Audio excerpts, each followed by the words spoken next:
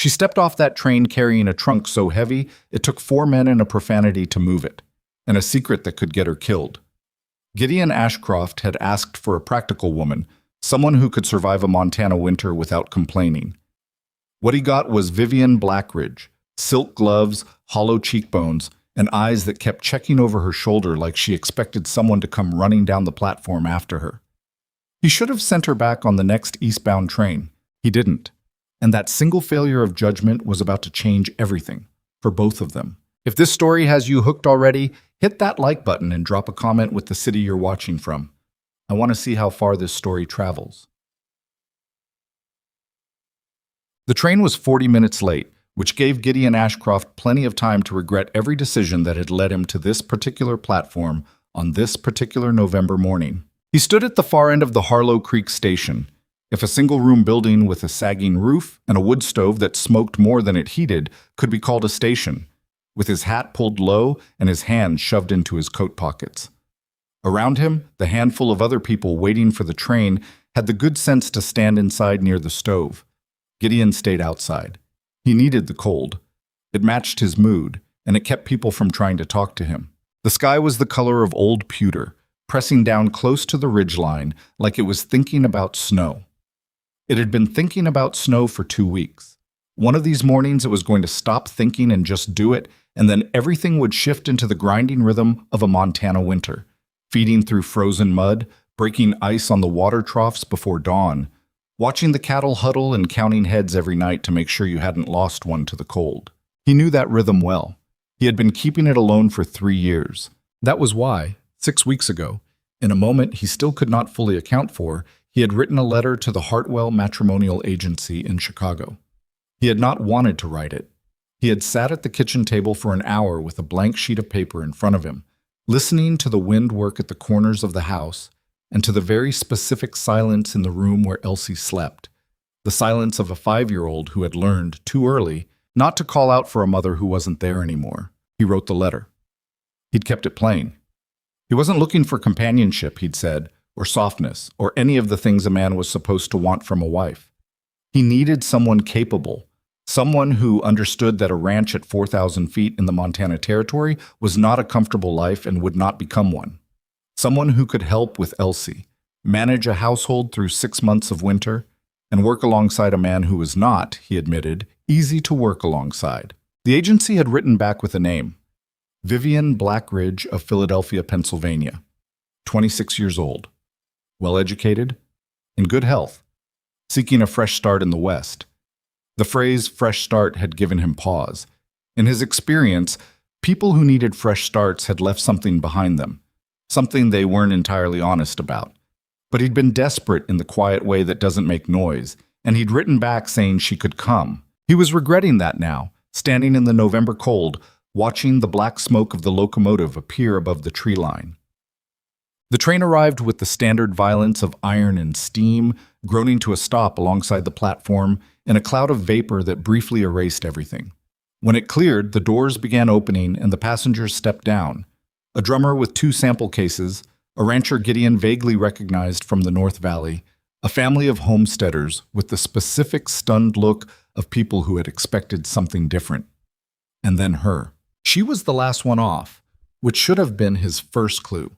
She stood at the top of the car steps for just a moment before descending, and in that moment she did something he noticed and couldn't quite explain.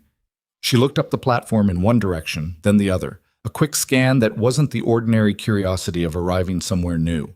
It was checking, the way a person checks when they're not sure who might be waiting. Then she came down the steps, and he got his first real look at Vivian Blackridge. She was taller than he'd expected, dressed in a dark wool traveling coat that had probably been expensive several seasons ago and was now showing wear at the cuffs and hem. Her hair was dark and pinned up beneath a hat that was slightly askew, as though she'd adjusted it in a hurry. She carried a small leather bag in one hand and held the rail with the other, and when she reached the platform, she stopped and straightened her coat with a precise, controlled movement that told him she was the kind of woman who used small physical corrections to manage things she couldn't otherwise control. She was, by any honest accounting, striking. That was not what he'd asked for, and not what he'd expected, and it irritated him. He walked toward her because there was no one else on this platform it could possibly be, and because standing and staring was not something he was willing to do. "Miss Blackridge," he said. Not a question. She turned, and for just a half second, fast enough that he almost missed it, something moved across her face. Relief, maybe, or the specific exhaustion of a person who has been holding their breath for a very long time and has finally, provisionally, let it out. "Mr. Ashcroft." Her voice was steady, a little lower than he'd expected. She put out her hand and he shook it, which was not what most women did. Her grip was firm. "I apologize for the delay. I believe there was some trouble with the track near—" "The delay doesn't matter," he said. "I have a wagon. We should get moving before the weather turns." He saw her absorb the absence of any welcome in that, and to her credit, she didn't flinch from it. She nodded. "Of course. I'll need to see to my trunk."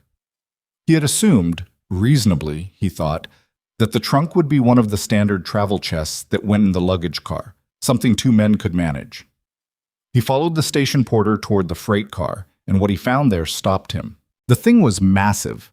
It was constructed of dark wood banded with iron at every edge and corner, with iron hasps and hinges and a lock that looked like it had been designed to survive something. It sat in the luggage car like a small piece of architecture, and when the porter tried to shift it to test the weight, the man actually swore. "That's going to want 4 men, the porter said, looking at Gideon with an expression that asked a question. Gideon looked at the trunk. Then he looked at Vivian, who was standing slightly apart with her leather bag in both hands now, and her face entirely composed. "What's in it?" he asked. "My things," she said. "Your things." "Yes." He held her gaze for a moment. She didn't look away, and she didn't elaborate, and something in the particular quality of her stillness told him that this was not a topic she was going to open up just because he'd frowned at her. He turned back to the porter. "Get me whoever you can." It took 4 men, a great deal of effort, and 2 near misses before the trunk was loaded onto his wagon. The horses shifted under the weight of it, and he did the arithmetic in his head and didn't like the result. Whatever was inside that thing was not dresses and household linens. He helped Vivian up onto the wagon bench, a formality she accepted without comment, and they started out of Harlow Creek in silence, the wagon tracking deep into the frozen ruts of the main road. She didn't try to fill the silence, which he'd half expected her to do, and was surprised she didn't. Most people treated silence like a problem to be solved. She sat beside him on the bench with her leather bag in her lap and watched the country open up around them as the town fell behind. The lodgepole pines pressing in on either side of the road, the mountains white above the timberline, the sky low and colorless and immense. He watched her watching it, and he couldn't read what she thought of it. Her face gave him very little. "How far is the ranch?" she asked, after they had gone perhaps 2 miles. "About an hour in this road, less in summer." She nodded. She looked at the mountains again. "You're not from anywhere west of the Alleghenies," he said. It wasn't a question. "No." She paused. "Philadelphia." The agency said that. Then you already knew the answer. He hadn't meant it as a question. He'd meant it as a statement of the obvious problem, but she had answered it neutrally rather than taking it as a criticism, and he found that marginally annoying in a way he couldn't entirely justify. "The winters here are hard," he said. "I've been told. Not the way I mean. People tell you they're cold and long and difficult. They don't tell you what it actually does to you.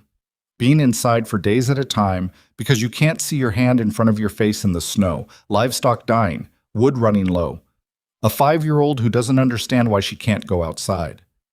He kept his eyes on the road. It breaks people. People who were sure they were prepared. He wasn't trying to scare her. He was trying to give her an accurate picture.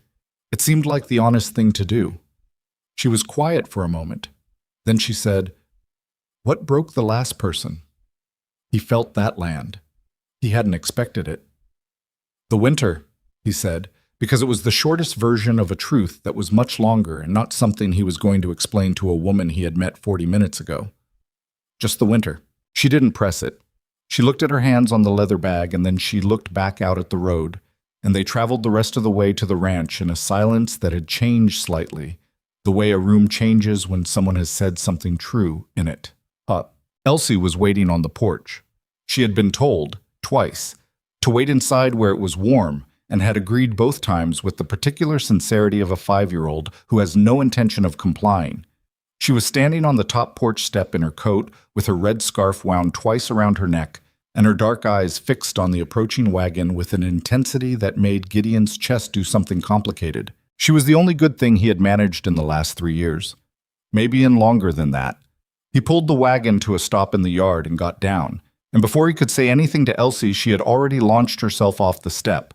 Not toward him, which was what he'd have expected, but toward the woman on the wagon bench who was just beginning to climb down. "Are you her?" Elsie demanded. "Are you the one coming to live with us?" Vivian had one hand on the wagon side and one foot on the wheel spoke, and she stopped mid-descent to look at the child addressing her. Something in her face shifted in a way that Gideon had not yet seen. The composed mask cracked sideways for just a moment, and what came through it was not sentimentality exactly, but something genuine and a little unguarded. "I am," she said. "Are you Elsie? Papa said you were coming from far away." Elsie studied her with the complete absence of social filtering that belongs exclusively to small children. "You're pretty. Is that your trunk? It's very big. What's in it?" "Elsie?" Gideon's voice carried the warning note. "It's all right," Vivian said. She stepped down from the wagon and crouched to Elsie's level in a single easy motion. There was something practiced about it, Gideon noticed, the way you crouch when you're accustomed to speaking with children. "The trunk has some things I've kept for a long time. Important things." "Like what?" Elsie asked. "I'll show you someday," Vivian said, "when the time is right." Elsie considered this with great seriousness. Then she said, "Okay," and took Vivian's hand with the absolute trust that children extend and adults spend their whole lives learning not to, and led her toward the front door of the house as though they had always known each other. Gideon stood in the yard and watched this, and felt something he didn't have a clean name for move through him. The house was what it was. He'd kept it functional and not much more. Clean enough, warm enough, practical in every way it needed to be. Clara's few decorative touches were long gone, put away somewhere he didn't have to look at them, replaced by the sparse logic of a man who lived alone with a small child and had no patience for anything that didn't serve a purpose. He watched Vivian take it in when she walked through the door, watched her read the rooms in the way a perceptive person reads a space. The kitchen with its heavy iron stove, the main room with its worn furniture arranged around warmth rather than conversation, the single window with its view of the barn, the shelf above the fireplace with its 3 books and Elsie's collection of smooth stones and one small cloth doll with button eyes. She didn't make any comment about the house. Didn't try to arrange her features into appreciation she didn't feel, didn't say anything polite and hollow about it being cozy or having good bones. She walked through it, and she looked, and when she came back to the kitchen, she said, "What time does she eat supper?" 6, he said. "When she'll cooperate." "What is she like?" "Anything with sweetness in it. She'll eat around vegetables if she can manage it." Vivian nodded like she was filing this away. "I'll start learning the kitchen tomorrow. Tonight I don't want to get in your way." He hadn't expected that kind of restraint. Most people in a new situation tried to be useful immediately to establish themselves, and usually made more trouble than they solved. "That's fine," he said.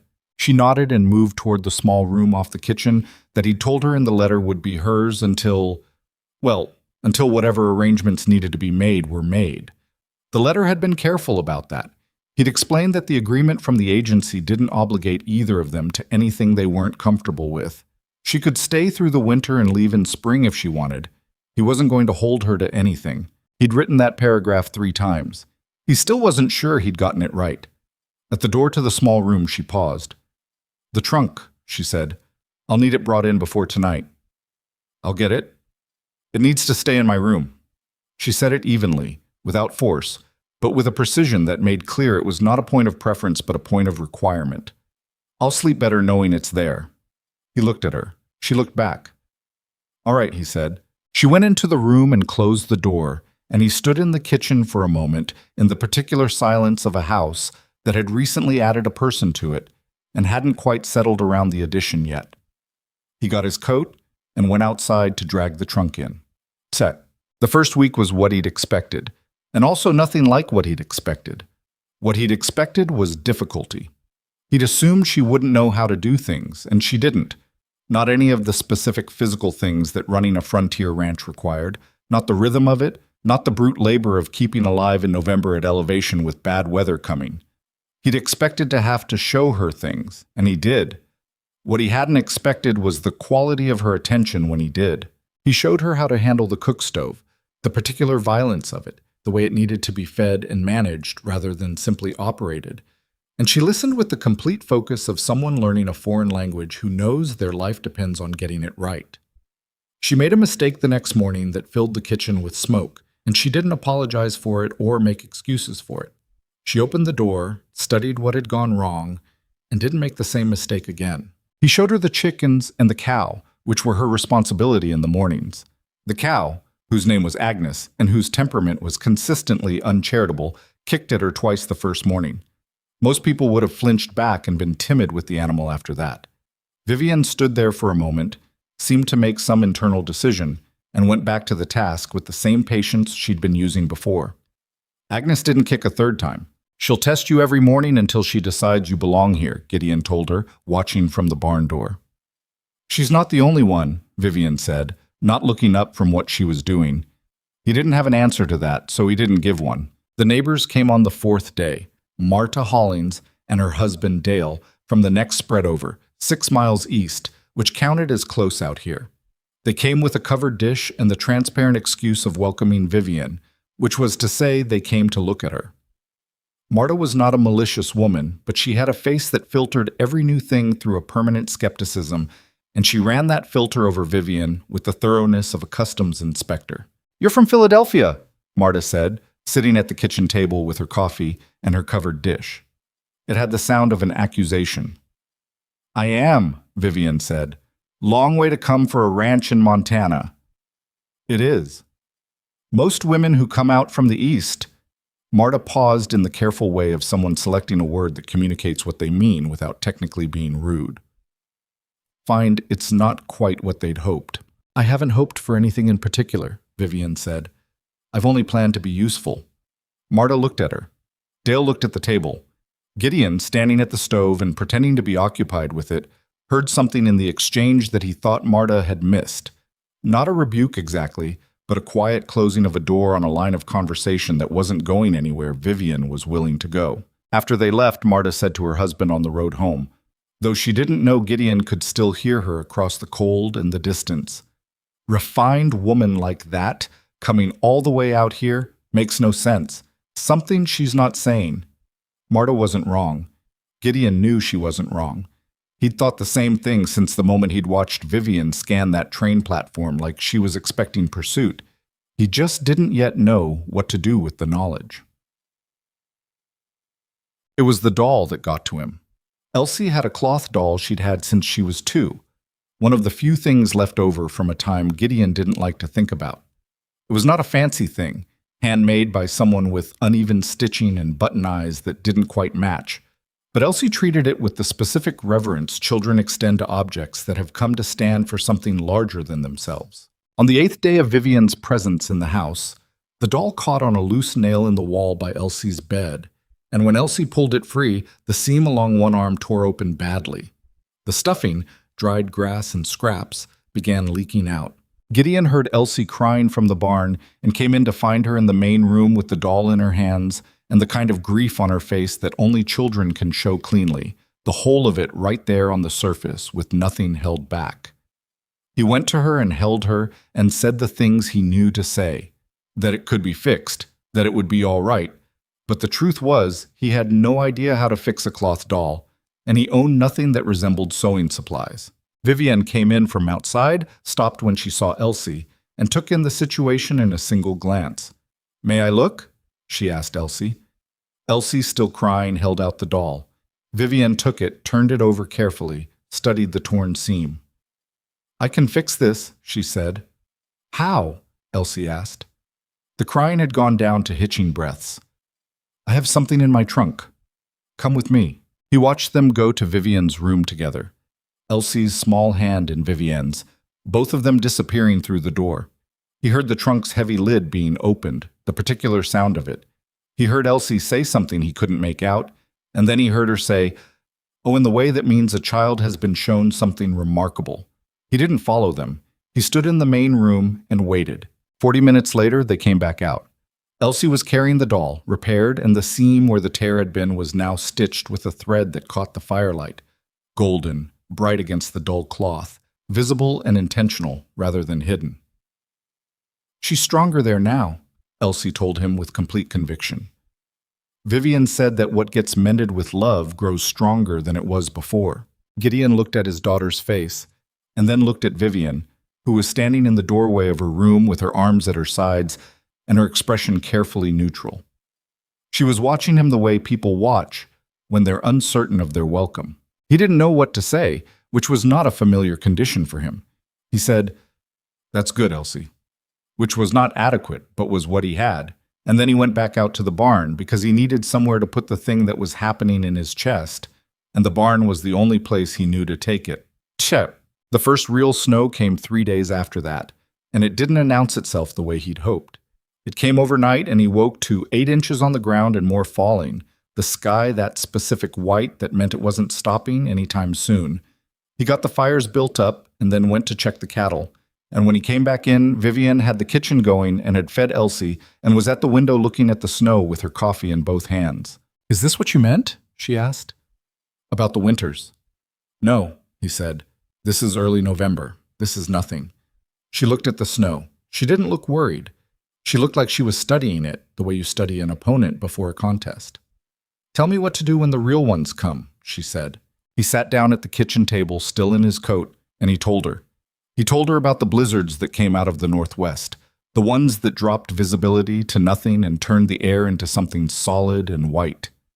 He told her about staying roped between the house and the barn so you didn't get lost in your own yard.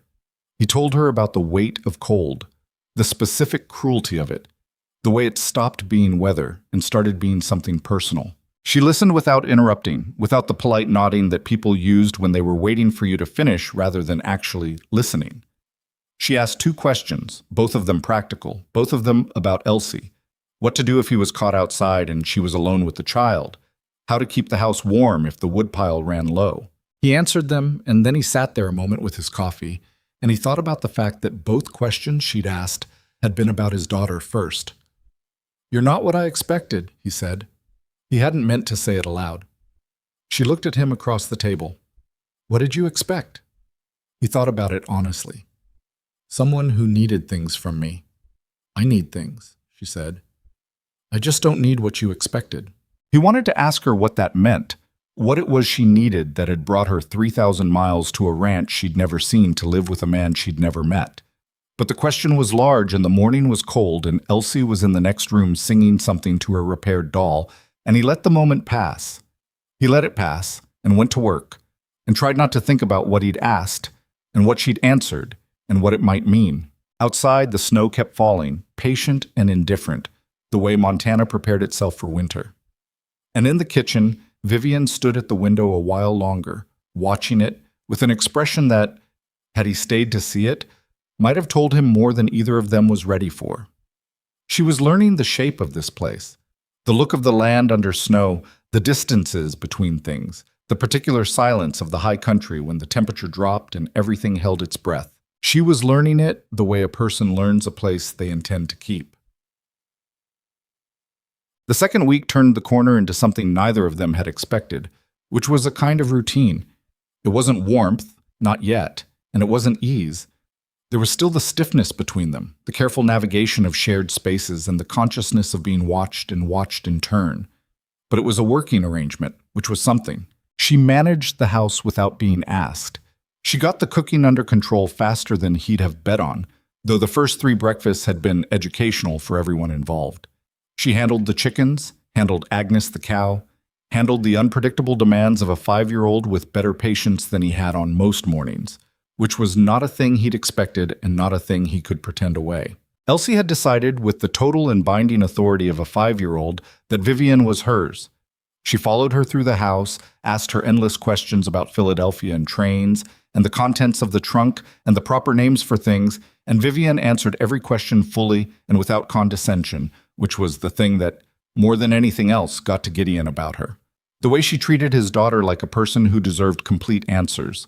He had caught himself more than once watching her when she didn't know he was, not in the way that embarrassed him, or not only in that way, but in the way you watch someone you're still trying to understand, looking for the edges of the things she was keeping back, looking for the crack in the performance of a capable woman settling into a new life, the moment when the front would slip and he'd see what was really underneath. The crack never came exactly, but he caught things.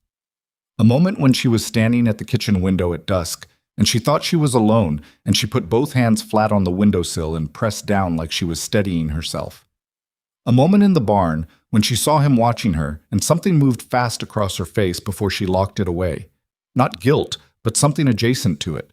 Something that was about wanting and not knowing if wanting was safe. One evening, after Elsie was in bed, he found her at the kitchen table writing a letter.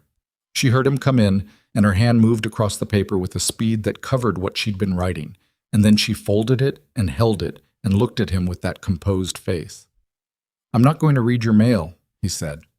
"I know," she said, but she kept the letter folded in her hand until he'd gotten his cup and left the room. He wasn't going to press. It wasn't his business. He told her she could stay or leave on her own terms, and that meant her private business was her private business. Whatever she was hiding in that trunk, whatever she'd left behind in Philadelphia, whatever made her scan train platforms and fold letters when unexpected company arrived, none of it had, so far, been his problem. But he was aware that it could become his problem. He was aware of that possibility in the same way he was aware of the weather coming in from the northwest. Not today's weather, but the weather that was building somewhere he couldn't yet see, that would arrive eventually regardless of whether he was ready. He was not, he realized, as resistant to caring about the outcome as he'd have liked to be. That was the thing that kept him awake that night, listening to the wind find the gaps in the window frame and to the slow, warm creak of the house settling against the cold. He was not as resistant as he'd planned to be, and the winter, outside, was only just beginning.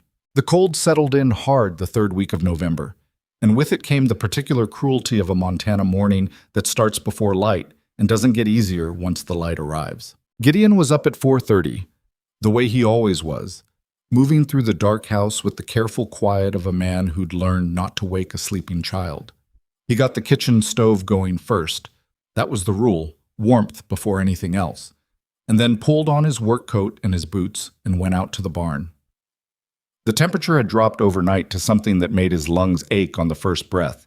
He stood in the yard for a moment, looking at the sky. Clear, which meant cold staying, no insulation from clouds. The stars hard and white and indifferent above the white mountains. He was halfway through feeding when he heard the creak of the kitchen door and the particular uneven sound of someone moving across frozen ground who hadn't yet learned the rhythm of it. He didn't turn around.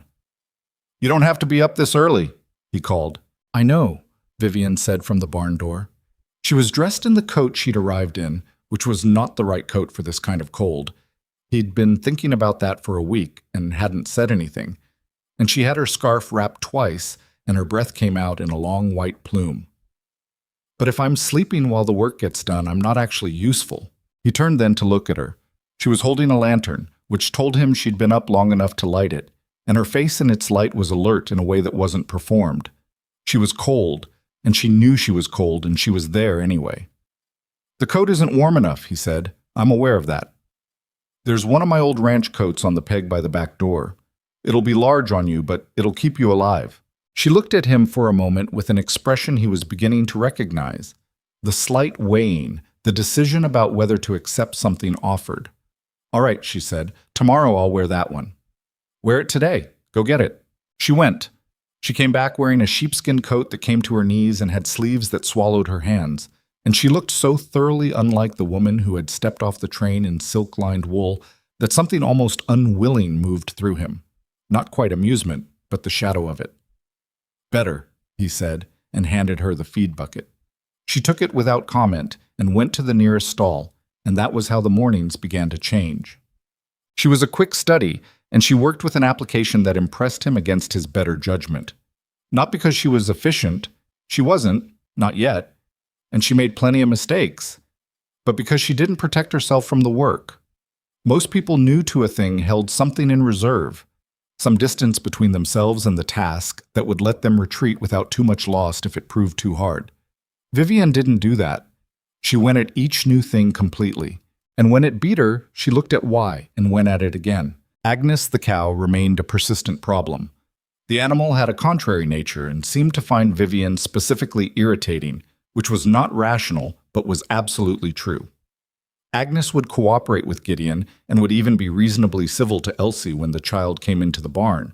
But with Vivian, she maintained a consistent campaign of low-grade obstruction, shifting her weight at the wrong moment, turning her head at the pull of the rope, once planting a hoof deliberately on Vivian's foot. On the fourth morning of this, he watched Vivian stand up from the milking stool, look Agnes directly in the face, and say quietly and without any particular heat, "We can keep doing this, or you can decide we're done with it. Either way, I'm not leaving." Agnes swung her big head and looked at the wall. Vivian sat back down and finished the milking without further incident. Gideon had to leave the barn for a moment. He stood outside in the cold with his hand over his mouth and waited until he was sure his face was back to where it needed to be before going back in. "She's coming around," he said. "She doesn't have a choice," Vivian said, which was not strictly true, but he didn't say so. It was Elsie who created the situation, which was inevitable, because Elsie created most of the situations in that house. She had decided approximately 1 week into Vivian's arrival that Vivian needed to know everything about the ranch. This meant Elsie conducted what amounted to a series of formal tours of the barn, of the root cellar, of the creek that ran along the east pasture fence, of every structure and landmark she considered significant. Vivian followed all of these with apparent genuine interest, asking questions that satisfied Elsie's need to be the expert. The problem was the eastern fence line, which Elsie had decided to show Vivian on a morning when Gideon was dealing with a section of roof that had developed an ambition to become separate from the barn. He had told them not to go past the near pasture. Elsie had agreed in the sincere but non-binding way that she had agreed to all his instructions since she was about 2.5. He came back to the house at midday, and they were not in it.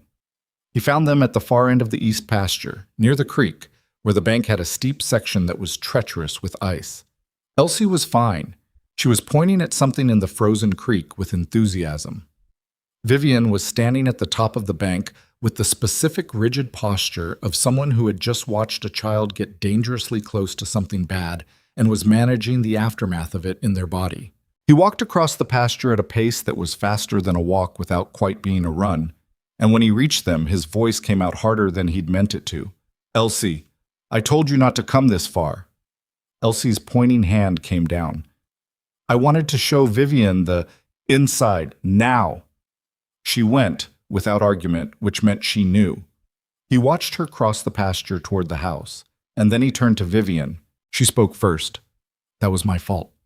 She told me we weren't supposed to come this far, and I didn't turn her back when I should have." He looked at her. He'd been ready to be angry. He was still partly angry, but she had not done what most people did, which was manufacture reasons for why it wasn't their fault. "The bank's iced," he said.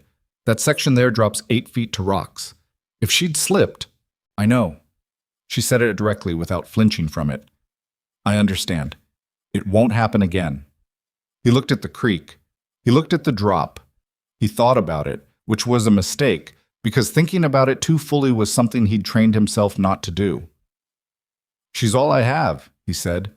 He hadn't meant to say that either, and he heard how it sounded, exposed, like a bone through skin, but it was said. Vivian was quiet for a moment. The wind moved between them, cold and direct. "I know that," she said. "I'm sorry, Gideon." It was the first time she had used his first name. He noticed it and didn't say anything about it, and they walked back across the pasture to the house with a foot of distance between them that was somehow less than before. The gossip reached him through Dale Hollings, who was not a gossip by nature, but was married to one and served occasionally as an unwilling conduit.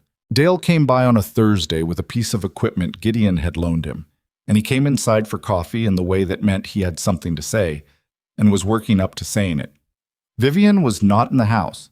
She'd taken Elsie to the near pasture with the specific intention of practicing the fence check Gideon had been teaching her, and Dale seemed relieved by this. "People are talking," Dale said to his coffee cup. Gideon waited. About her. The woman. Dale shifted in his chair. Marta's been asking around. Nobody knows the Blackridge name from Philadelphia. She wrote her cousin there, Marta's cousin, I mean, and the cousin couldn't find any family by that name in the circles Marta thought a woman like that would be from. Gideon was quiet for a moment. What circles would those be? Well, given the trunk, Dale looked at him, given the way she carries herself, Marta thinks, Dale, she thinks the woman might be running from something, or someone. Gideon looked at his own coffee. He'd thought the same thing since the first day. That wasn't the part that needed to be addressed. It's a free country, Gideon said. People come west for all kinds of reasons. Sure. Dale paused. Marta's saying it in the wrong way is the thing. She's not saying it as a possibility. She's saying it as a fact, and she's saying it to people who'll pass it along. Seems unfair is all I wanted to tell you. The woman works hard and she treats your little girl right. Marta's got no actual evidence of anything, just suspicions. Thank you, Dale, Gideon said. He meant it. Dale finished his coffee and left, and Gideon sat with what he'd said. He knew the pattern of this, a small community in the frozen middle of nowhere, a winter coming that would keep everyone inside and irritable for months, and a newcomer who kept her own counsel. Suspicion was how people out here managed the things they couldn't explain, and suspicion left alone became something worse. He didn't know what to do about it yet. But he thought about the way she'd looked at that train platform, and the letter she'd covered with her hand, and the trunk that hadn't left her room, and he thought about Elsie with her repaired doll and the golden thread catching firelight. He wasn't going to ask. He wasn't going to push. But he was no longer pretending to himself that the thing she was carrying wasn't real, or that it might not eventually arrive at his door in some form he wasn't ready for. The lesson about firewood almost broke her, and that was the word he'd use for it later. Almost. He had been cutting and stacking for 2 weeks, building the supply that needed to be in place before the serious cold arrived.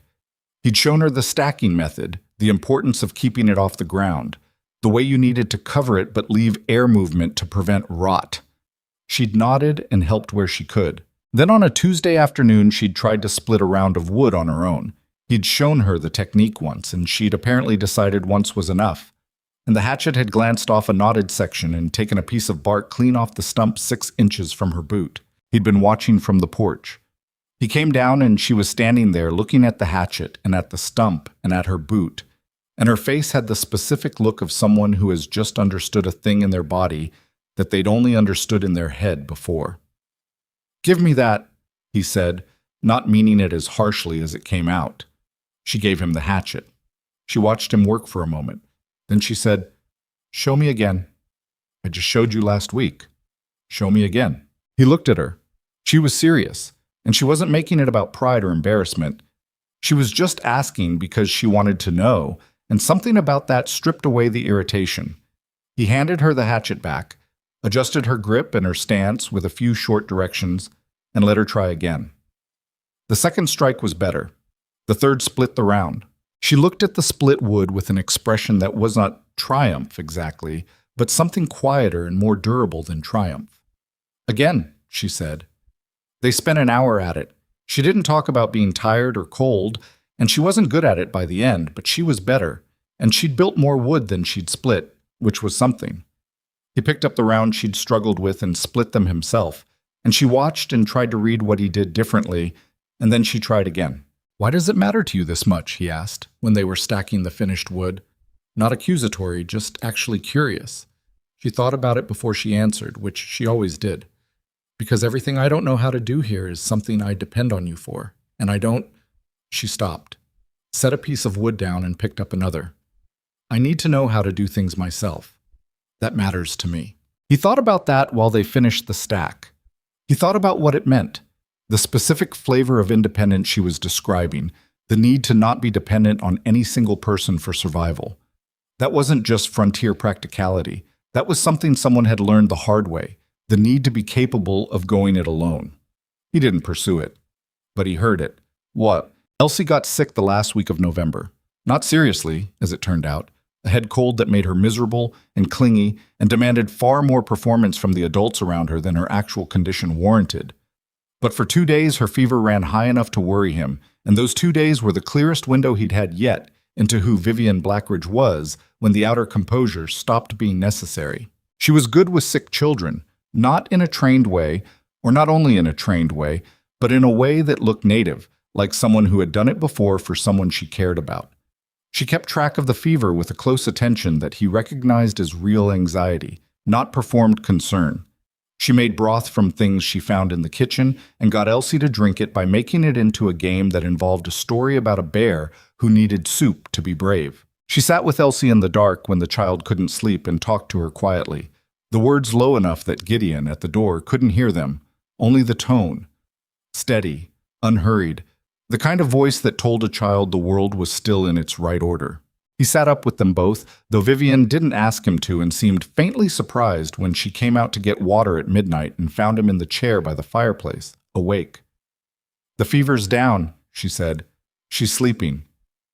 "All right." He didn't get up. "Thank you." She stood in the doorway between the main room and the hall, holding the water glass. She was in the clothes she'd been in all day, not having stopped to sleep herself, and she looked tired in a way that her face didn't usually allow. "She called me Mama," she said. She said it carefully, like she wasn't sure what to do with it. When she was half asleep, she said, she asked for her mama, and then she looked at me and she said, she stopped. He looked at the fire. He didn't say anything for a moment because he was working out what to say. "She doesn't remember her mother," he said. "Not really. She was 2 when Clara died. She knows there was a mama, she just doesn't. It's more an idea than a memory for her." Vivian was quiet. "She wasn't being confused," he said. "She wasn't mixing you up with someone else." He heard her exhale slowly. He didn't look at her face because this seemed like a moment she was entitled to have in private, even in a shared room. "You should get some sleep," she said after a while. "You should too." "I'll sit with her a little longer." He didn't argue. He went to bed, and through the wall he heard her settle into the chair by Elsie's bed, and after a while he heard nothing, which meant Elsie was sleeping and Vivian was watching, and the house was quiet in the way it was sometimes quiet now. Not empty quiet, the way it had been for 3 years, but full quiet, the way a place sounds when the people in it are simply at rest. That difference, he was finding, was a harder thing to be indifferent to than he'd expected. On the first day of December, 2 things happened. The first was that Vivian burned her hand on the stove. Not badly. She pulled back fast, and the burn was a shallow one along the back of her fingers. But fast as she'd pulled back, fast as she'd locked her face into its familiar composure, he'd seen her breath catch and seen the split second before the composure came down, when she was just a person who had hurt herself and hadn't been fast enough yet to put the mask back up. He took her hand and held it under the pump water, which she let him do, and he found some lard and cloth for wrapping, and she let him do that too, and while he worked, she looked out the window and he looked at her hand, and neither of them said anything, and there was something in the silence of it that was entirely different from the silences of the first week. The second thing was a letter. He found it on the porch when he came back from the barn at dusk, slipped under the door, which meant someone had been on the property without coming to the front, without knocking. There was no envelope, just a folded paper with Vivian's name written on the outside and a tight, forward-leaning hand he didn't recognize. He brought it inside and put it on the kitchen table and didn't say anything. She saw it when she came in from the water pump. She stopped. She looked at it for a moment from across the room with an expression that was not surprise. It was the opposite of surprise. It was the look of a person who has been waiting for something and has now seen it arrive. She picked it up and went to her room. He made supper. He got Elsie fed and to bed. He was at the table with his coffee when Vivian came back out. She sat down across from him and put the letter face down on the table, and she looked at him with the expression of someone who has made a decision and is still living in the last moment before they act on it. "Someone knows I'm here," she said. He waited. "I need you to understand that it may create difficulty for you." She said it plainly, not dramatically, the way you state a fact. "If you want me to leave before it does, I'll understand that. I think that's a fair thing to offer you." He looked at her across the table. He looked at the letter face down between them. "I'm not going to tell you to leave," he said. "You don't know yet what... I know you repaired my daughter's doll with the best thread you had." He heard how that sounded and didn't try to take it back. "Whatever comes, We'll handle it. But if you want to tell me what it is, I think maybe it's time." She looked at the letter. She looked at her bandaged hand. She looked at him. "Not tonight," she said, "but soon." And then quieter. "I'll tell you soon." He nodded. He refilled his coffee. She sat there at the table a while longer, not talking, but not leaving either. And outside, the wind had begun to pick up from the northwest. The direction it came from when the real weather was building. The kind that didn't arrive until it was ready and didn't stop until it was done. She didn't tell him soon. 3 days passed after the letter, and then 4, and Vivienne moved through the house and the work with the same focused attention she always had, except that now there was something beneath it, a layer of watchfulness that hadn't been visible before, or that he hadn't been looking for. She checked the window when she heard horses on the road. She paused when a sound came from outside that she couldn't immediately identify. She was doing it carefully enough that Elsie didn't notice, but Gideon noticed, and he let it go because he had said when she was ready, and he meant that. The letter had gone back into the trunk. He knew this because he'd heard the heavy lid, the particular iron hinge sound of it, the night after she'd received it. What he didn't do was pretend the situation wasn't accumulating weight. He had his own thinking to do about that, and he did it in the places he'd always done his thinking, out in the work, in the cold, in the barn before first light, when it was just him and the animals and the dark.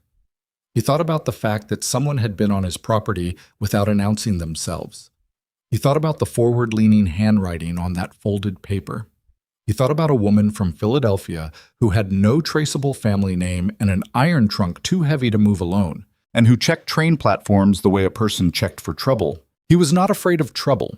He'd had enough of it in his life to know that fearing it in advance was mostly just a way to suffer twice. But he had Elsie to think about, and that changed the arithmetic of what he was willing to absorb. Still, he waited. He'd said he would. It was the second letter that ended the waiting. It arrived the same way.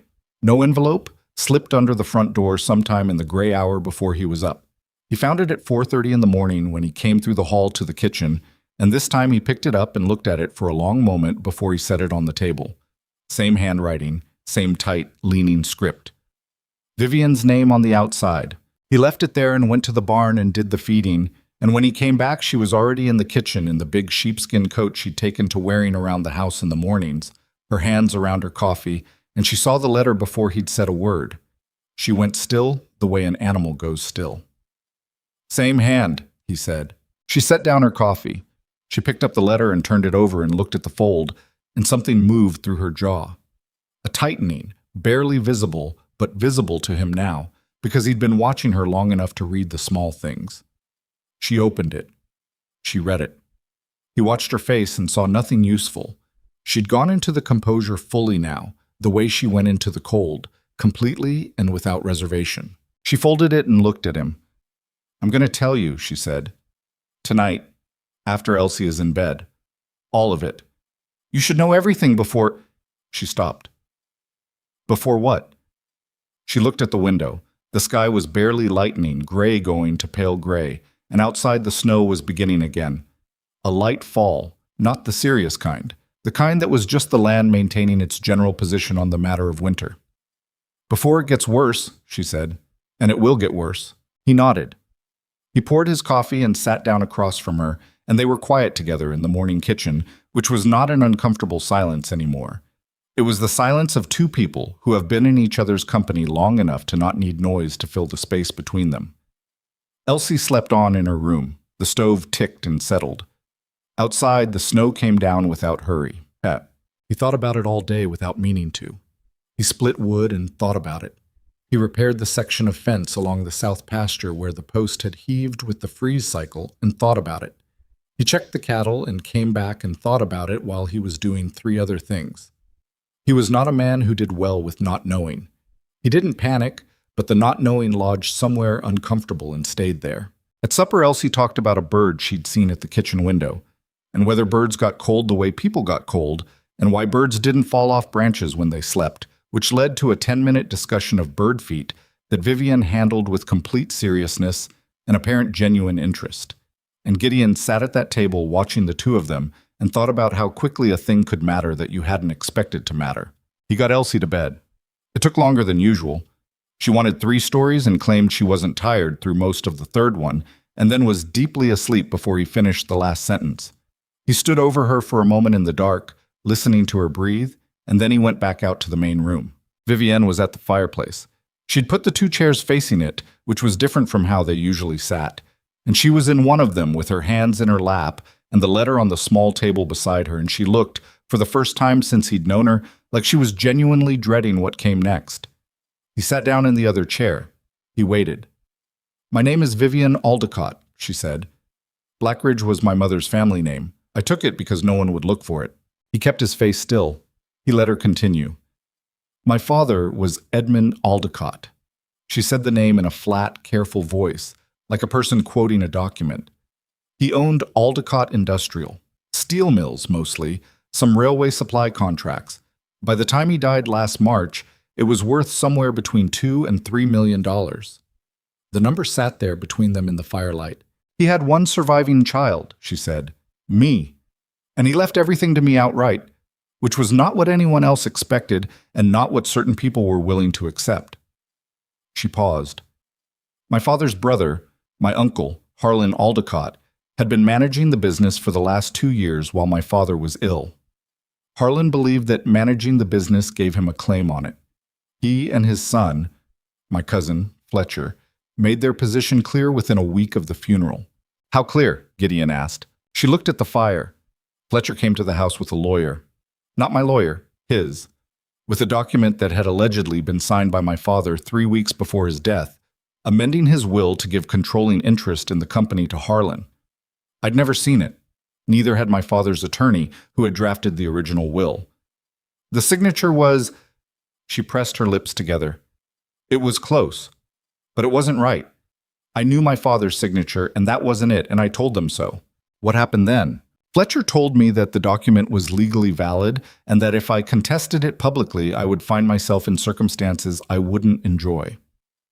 She said it without drama, just recounting. "I understood what he meant. There were other documents, things Fletcher had access to because Harlan had been in the business files, that could be manipulated to look as though I had done things I hadn't done. Financial irregularities, that sort of thing. He was telling me he could destroy my reputation before any court looked at his father's forged document." Gideon thought about this. Why not go to the police? Because Harlan had a relationship with the city magistrate that predated my father's illness by 15 years. And because Fletcher's document had 2 witnesses whose names I recognized, men Harlan had employed for the specific purpose of being useful in situations like this. She looked at him. "I had my father's real attorney, and I had the truth. And neither of those things was going to be enough in a courtroom in Philadelphia in the spring of 1893, when my uncle had already spent 6 months making friends with the people who decided what was true." Deux hommes. He was quiet for a moment. "The trunk. The trunk." She nodded. "My father's attorney helped me. He gathered everything. The original will, correspondence between my father and the attorney that established his intentions, the gold certificates from accounts Harlan didn't know existed, other documents that proved the business was mine. We put it in the trunk with enough cash to survive for a year, and the attorney sealed it, and I took it and I left." Why a mail order arrangement? Because it was the fastest way to disappear into a name that wasn't mine, and a place that wasn't on any map Fletcher Aldicott would think to look. She said it simply. I wasn't planning to deceive you past what was necessary. I was going to tell you. I just needed to know first whether I was..." She stopped again. "Whether you were safe here," he said. She looked at him. "Yes." The fire snapped. Outside, the snow was coming down in earnest now, heavier than the morning had promised. He could hear the wind moving around the north corner of the house, looking for the gaps. "What's in the letters?" he said. She picked up the one from the table beside her. "This one says that a man named Croft, that's Fletcher's name for a hired man he uses for difficult business, has been seen in Harlow Creek asking about a woman traveling alone with heavy luggage. He was asking at the station." She set it down. "The first letter was a warning that Croft had found Philadelphia had lost my trail at Chicago. This one is telling me he's found it again." "Who's writing to warn you?" "My father's attorney. He's been watching for movement." A pause. He's a good man. He's the only person in Philadelphia who knows where I am. Gideon looked at the fire for a while. He was doing the math of it, the shape of the problem. A hired man in Harlow Creek asking questions. A woman in his house with documents worth millions. A Montana winter that would trap everyone in place for months, regardless of what anyone wanted. "All right," he said. She looked at him. "That's all? What else do you want me to say?" "I've put you in danger. I've done it by being here, and I knew I was doing it, and I did it anyway because I was out of options." She said it directly, without asking him to feel anything about it. "You're entitled to be angry." "I'm not angry." He looked at the fire and then at her. "I'm thinking about how to handle it." She was quiet for a moment. "Why aren't you angry?" He thought about it honestly, the way she always asked things that deserved honest answers. "Because I believe you," he said. "And because you split wood in the cold, and you sat up 3 nights with my sick daughter, and you haven't asked me for a single thing you couldn't eventually have given yourself." People in trouble who are also decent people don't stop being decent people just because they're in trouble. He paused. "That's my experience, anyway." She looked at him for a long moment with an expression that was complicated in a way he didn't try to read. Then she looked at the fire. "Thank you," she said. "Don't thank me. Tell me everything about this man, Croft, so I know what I'm dealing with." But, she told him, Croft was 40 or so, according to what the attorney had gathered. A man who worked in the specific territory between a private detective and something less polite. Fletcher used him for things that required discretion and a tolerance for gray areas. He was methodical. He didn't make loud moves. He'd tracked her from Philadelphia to Chicago, to St. Louis, to the agency's records in St. Louis, and from there to the agency's placement files, and from there to Harlow Creek, which had taken him 8 months and suggested both patience and resources. "He won't come to the property directly," Vivian said. "That's not how he works. He'll gather information first, figure out what he's dealing with. Then he'll decide whether to try to approach me or whether to go back to Fletcher and report the location and let Fletcher decide the next step." "What would the next step be?" "Legal action, probably. Fletcher's lawyer filing documents in a Montana court claiming I've absconded with company property." She said it carefully. "The trunk. The documents. They'd call it theft." "Could they make that stick?" "Not ultimately. My father's attorney would go to court with the original will and the correspondence, and it would eventually come out right. But eventually is the problem." She looked at her hands. "Months. Possibly a year or more. And during that time I would be a contested person, someone a court was looking at, someone whose reliability and character would be argued over by lawyers." A pause. "And you would be the man who harbored her." He'd thought about that while she was talking. He'd gotten through all the ways it could complicate his life and come out the other side, which was where he usually ended up with things that were already decided. "I have a good relationship with Judge Hartley in Billings," he said. "And there's an attorney in Harlow Creek named Sims who's honest, which is rarer than it should be. We should talk to him." She looked at him like he'd done something unexpected. "What?" he said. "You said we." "Did I?" "Yes." He picked up his coffee, which had gone cold. "I meant it." The storm came 3 days later. It came the way the serious ones always came. Not all at once, but building, the sky going from high white to low gray to a specific flat darkness in the northwest that anyone who'd spent a winter in Montana knew to take seriously. Gideon had been watching it since mid-morning, and by early afternoon he had done everything on the list of things you do when a real blizzard is coming. Extra wood inside, water hauled and stored, the cattle moved to the smaller pasture nearer the barn, rope strung from the back door to the barn door in a single, continuous line. He showed Vivian the rope.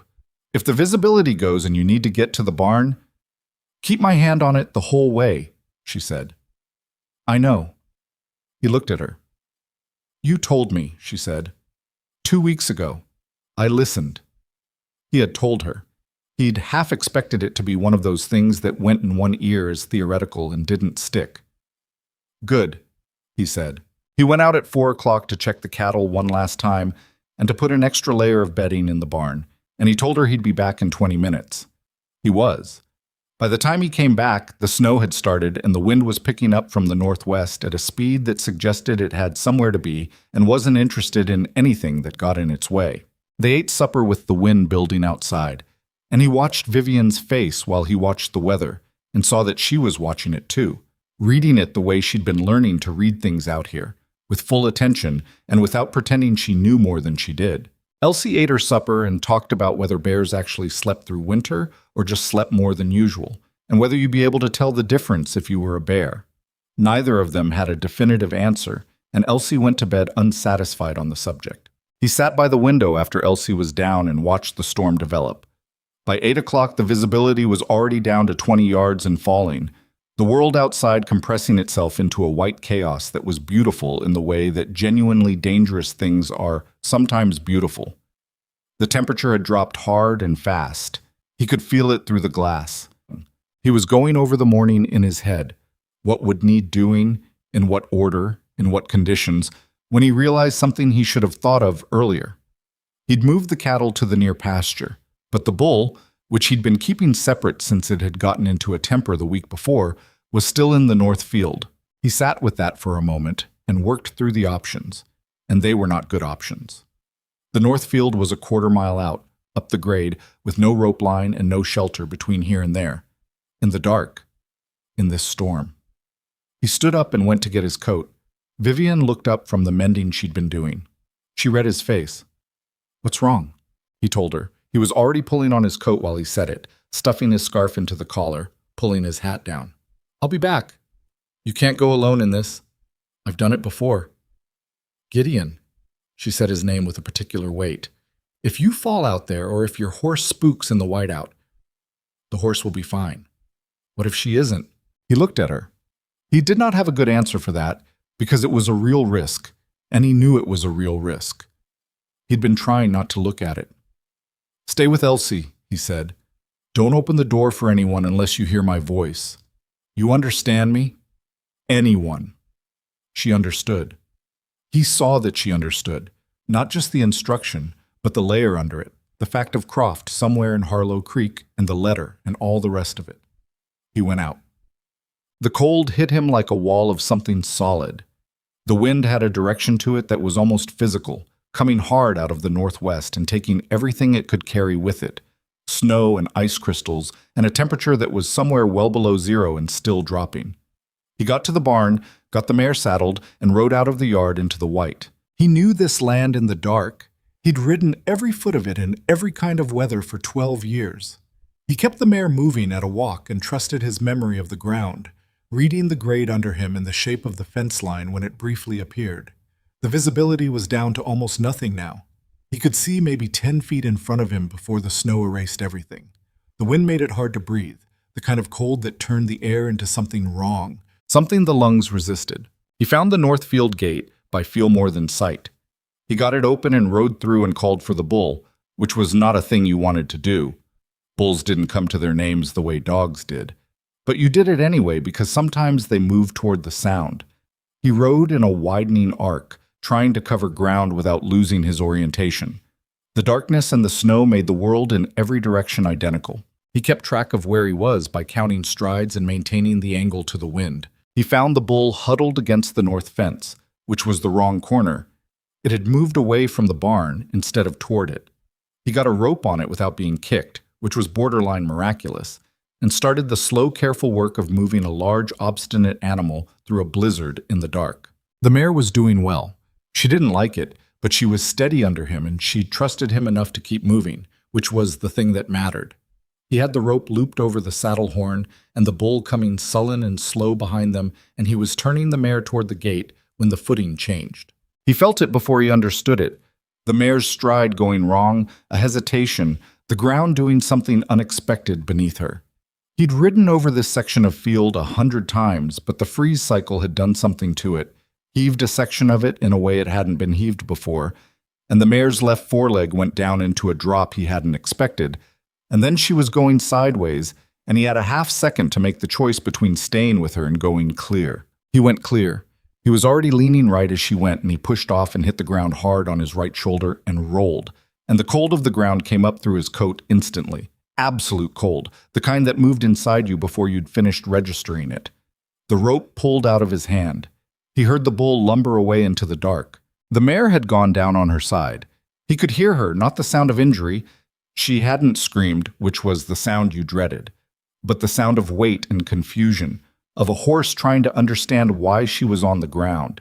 He got to her. She'd landed on his right leg. Not all her weight. She'd rolled slightly, but enough. He got to her head and talked to her low and continuous, keeping her calm while she worked out what had happened, and she was listening to him, and he was working through what to do when she began trying to rise. He moved clear, and she got her legs under her in stages, and she was up, and he put his hands on her and ran them down her legs in the dark, feeling for anything wrong, and found nothing, or nothing he could feel in the dark, in the cold, with hands going numb. He stood there for a moment in the middle of the north field, with the storm coming down on him, and the bull gone somewhere and his shoulder aching in a way that was going to matter more when the cold wore off. And he thought clearly and without panic, "You are in trouble." He'd lost track of the gate. The visibility was down to 5 feet. His hands were losing dexterity, and his feet were going wrong in his boots. And the mare was alive, but he wasn't sure she was sound. He had a horse and a compass sense of direction that the storm was working hard to confuse. And he had maybe 30 minutes before the cold became the kind of problem you didn't come back from. He mounted up, because staying on the ground was worse. He pointed the mare in the direction he believed the gate to be and let her walk. He was not going to tell Vivian later how much he was relying on hope in that moment. He preferred not to admit it even to himself. He'd been riding for what felt like 5 minutes, which was probably 2, when something appeared in the white ahead of him. A light. Small and orange and moving, but moving toward him with a purpose that wasn't random. He pulled the mare up and stared at it. Then a voice. The wind tearing at it, coming apart in the cold, but a voice called his name. She had the lantern tied to a long length of rope, the other end of which was knotted around her waist and trailed back in the direction he couldn't see. She was in his sheepskin coat and every piece of warm clothing she appeared to own on top of it, and her face was rimed with ice crystals where the scarf didn't cover. And when she reached the mare, she grabbed the bridle without ceremony and looked up at him with an expression he had no framework for. "Are you hurt?" she demanded. "Shoulder. I'm fine. How did you—" "I tied the rope to the porch post and followed your track while I could still see it, and then I took the angle you'd been riding." She said it quickly, factually, like she was reporting. "I've been out here 15 minutes. Come on." "Elsie." "Elsie is asleep and the door is bolted. Come on, Gideon." He came on. She led the mare with one hand and held the lantern with the other and kept the rope going back to the house taut enough to follow. And they came out of the north field and through the yard and into the barn, with the storm trying to prevent all of it and failing. She got the mare stalled, and he worked his hands enough to check her legs properly. A strain, maybe, not a break, something rest would handle. And then Vivian was pulling at his sleeve. "Inside," she said. The bull is a 1,000-pound animal with a coat for this weather. The bull will survive." She looked at him with a severity that told him she was angry and managing it. "You won't, if you stand in this barn much longer. Inside. Now." He went inside. She got him through the kitchen and got the coat off him and got the fire built up and sat him down in the chair that had become his chair, and she got his boots off and found the blanket, and she did all of this with the efficiency of someone who has decided that being efficient is how they are going to hold themselves together. And she didn't speak until she'd gotten the kettle on and had sat down in the other chair facing him. Then she looked at him. Her face, now that the efficiency had done its job, had something in it that was not the composure. She was pale under the cold redness, and something around her eyes had the particular tightness of someone who had been frightened and was now past the frightened part, but not past the part that came right after. "I told you not to go alone," she said. "You did." "I meant it." "I know you did." "Then why—" She stopped. She put her hands on her knees and looked at the fire and let out a slow breath that was visible in the still cold air of the kitchen. "Don't do that again." He looked at her. He looked at the melting ice crystals still caught in her hair, and the rope burn on her palm where she'd been holding the lantern line, and the specific evidence of what she had done. Gone out into a whiteout blizzard in Montana in December with a rope around her waist and a lantern and nothing else. To find him. He thought about all the things he might say about that, and about what it cost a person to do what she'd done, and about what it meant when someone who was used to having no one to depend on walked out into a blizzard for the specific purpose of making sure you didn't die in it. He didn't say any of those things. He said, "You should look at your hand." She looked at it. The rope burn was red and raw across her palm. "It'll be fine," she said. "Let me see it." She let him. He held her hand in both of his, which were finally warming up, and he looked at the burn and found the lard and the cloth, and he wrapped her hand the way she'd wrapped his burned fingers 3 weeks ago, and she sat still and let him, and neither of them said anything while he worked. When he finished, he held her hand a moment longer than the task required. He wasn't entirely conscious of doing it until he realized he was doing it. He let go. He leaned back.